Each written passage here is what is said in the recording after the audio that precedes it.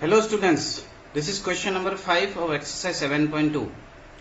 What they are asking, ये जो line segment है A और B जॉइनिंग, तो A का कोऑर्डिनेट 1 - 5, B का -4 एंड 5. इस लाइन सेगमेंट को ये जो x एक्सिस कौन सा रेशियो में डिवाइड करते हैं? All right, that means what is the ratio. Suppose ऐसे m/n पकड़े तो व्हाट इज द रेशियो, तो हम मान लेंगे लेट k:1 है ratio.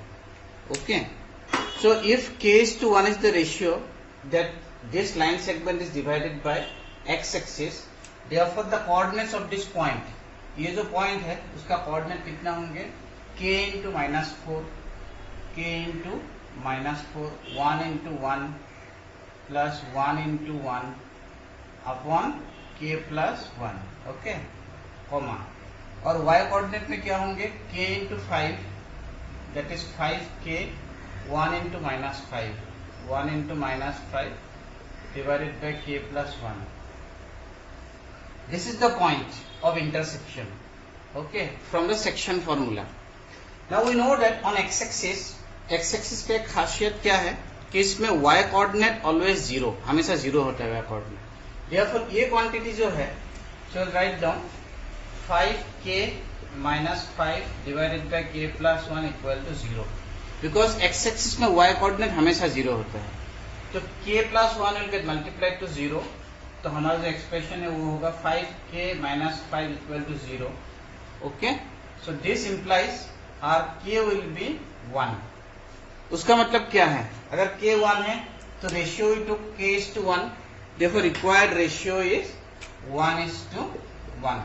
So this is the ratio that this x-axis cuts this line segment. Okay, तो second part they are asking, ये first part था. Second part they are asking what is the coordinate of this point. तो एक तो मिल गया coordinate of the point, आपका y coordinate 0 होगा, तो ये 0 हो गया. ठीक है, this is 0.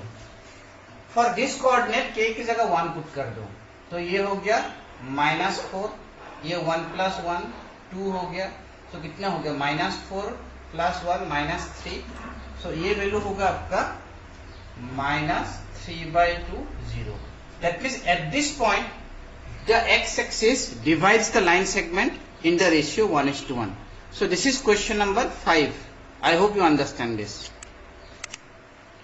Question number 6. In question number 6, these are the vertices of a parallelogram. And parallelogram का मतलब है this is a quadrilateral in which opposite sides are parallel. Okay, so अगर ऐसा है सिचुएशन, ये a b c d, तो हमें ये x और y का वैल्यू निकालना है. Okay, so that is the objective. तो उसमें एक छोटा सा कंस्ट्रक्शन करना पड़ेगा. This is the construction. क्या कंस्ट्रक्शन है? We have joined the two opposite vertices to get the diagonals. हमने डायगोनल्स को ड्रॉ किया.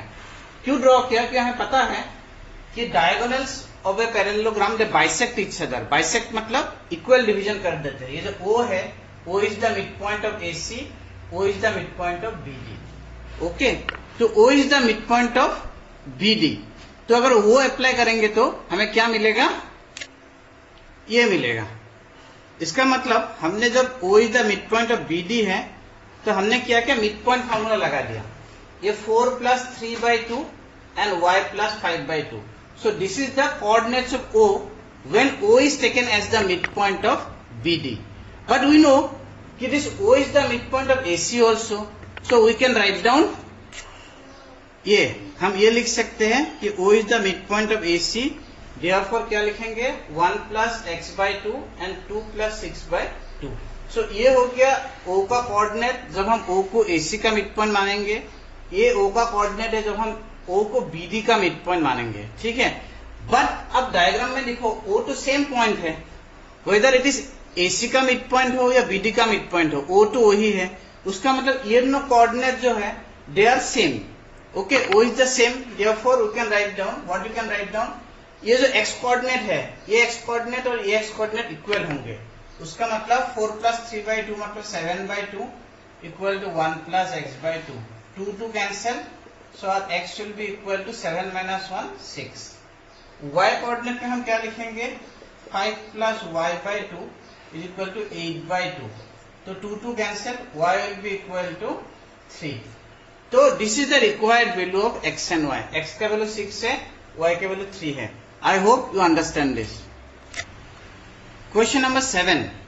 In the 7th question, what they have given, AB is the diameter, O is the center and B का coordinate 1, 4 है. So A का coordinate कितने होंगे वो निकालने हैं हमें. तो we are going to assume let coordinate of A be xy. Okay, and हमें पता है the center is the midpoint of the two ends of the diameter. ये diameter का 2 end का ये सेंटर मिड पॉइंट होता है. उसका मतलब हम क्या लिखेंगे, ये जो मिड पॉइंट फॉर्मूला से ये होता है 1 plus x by 2 will be equal to 2. ये 2 होंगे. Okay, x coordinate. Y coordinate कितना है, y प्लस 4/2 equal to -3. Okay, so mid point formula से so it will be 4 x minus 1, x will be 3 और इसमें y -6, y विल बी -10. उसका मतलब आपका जो आंसर में हमें क्या लिखना है, the required coordinate of A is 3 and -10. ये है required answer. Hope you understand the solution. Question number 8. In the 8th question coordinate of A is given. A का कोऑर्डिनेट दिया गया है, बी का कोऑर्डिनेट भी दिया गया है. Which are the end points of a line segment. और ये पी पॉइंट ऐसे है, ये जो एपी है this is 3/7 of A B. ये पूरा ए बी का अगर आप 7 हिस्से में बांट दिए, इक्वल हिस्से में 7 इक्वल पार्ट्स में अगर डिवाइड किया ऐसे, तो 3 हिस्सा ए पी है.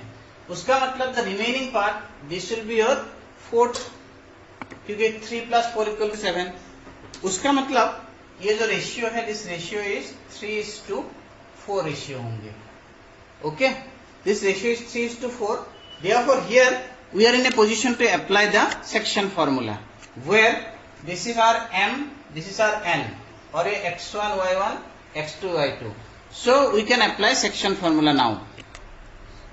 So we have applied the section formula. So got the answer -2/7 and -20/7. Hope you understand the solution. Question number 9.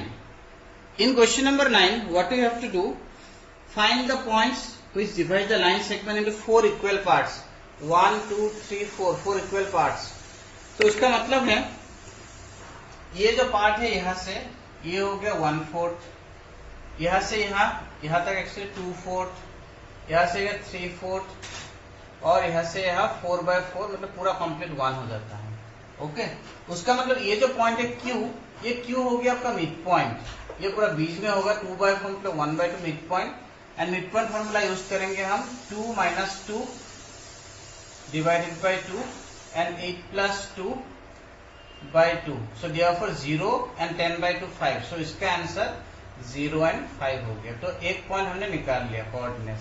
अगर P and R का कोऑर्डिनेट निकालना है तो इसके लिए ये हिस्सा आपका रेशियो 1 होंगे और यहाँ से ये रेशियो 3 होंगे.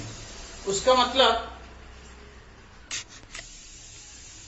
we have to apply the section formula where m का वैल्यू 1 होंगे और n का वैल्यू 3 होंगे.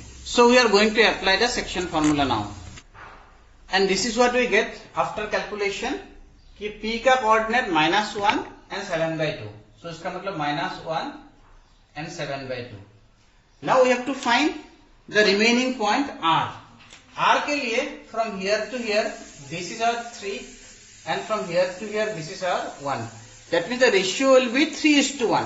Now we are going to apply the section formula. Here we have applied the section formula और कैलकुलेशन के बाद हमें Q का कोऑर्डिनेट मिला 1 and 13/2. Q नहीं, sorry, coordinates of R. So R के लिए हम लिखेंगे 1, 13/2. So these are the 3 required points: -1, 7/2, 0, 5 and 1, 13/2. Which will divide the line segment into 4 equal parts. Hope you understand the solution. Question number 10. In this question, we have to find the area of the rhombus in which vertices are given to us. ये 4 vertices A, B, C, D given to us. और book में वो देके भी रखा है what is the area of a rhombus. It is half into product of the diagonal. उसका मतलब हमें क्या करना है, we have to find the length of AC and BD। So area of ABCD is equal to half into BD into AC। BD और AC का length निकालना है बाय डिस्टेंस फॉर्मूला, और इस फॉर्मूला में पुट करना है, और जो भी आंसर आएंगे उस आंसर में स्क्वायर यूनिट्स डालना है। So let us go and calculate. So using distance formula what we get are AC equal to 4√2 units, BD equal to 6√2 units. तो इसमें पुट कर दिया मैंने हाफ इंटू 4√2 इंटू 6√2 ना। हाफ को ऐसे हाफ ही रहने दो आप लोग। 4 6 जा 24 एंड √2 इंटू √2 2, ये 2 कैंसिल हो गया। सो आपका आंसर, फाइनल आंसर होंगे 24 square units. So this is the answer to the question, that means it is the area of the rhombus with the given vertices. Hope you understand all the solution. Thank you very much.